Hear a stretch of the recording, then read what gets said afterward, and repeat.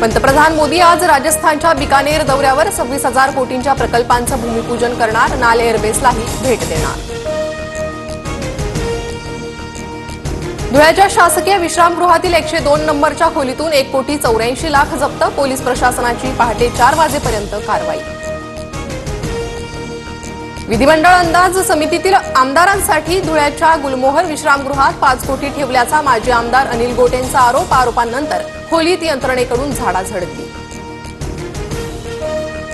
शिवसैनिकांनी धडक देताच मंत्र्याचे पीए खोलीला लॉक लावून पळाले. धुळ्यातील शासकीय विश्रामगृहातील रोकड प्रकरणावरून राऊतांचा निशाणा. पाकची हेर ज्योती मल्होत्राची गणेशोत्सवात मुंबईला भेट. लालबागचा राजा आणि गणेश गल्लीचा राजा या ठिकाणी ज्योतीचा वावर. सूत्रांची माहिती.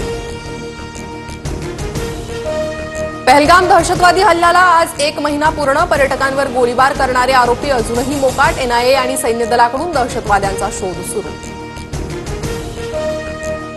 पुणे, सातारा, धाराशिव, अकोला, रायगडसह राज्यभरात मान्सूनपूर्व पावसाची हजेरी. पुणे बंगळुरू राष्ट्रीय महामार्गाला नदीचं स्वरूप तर अनेक भागातील घरांचं मोठं नुकसान.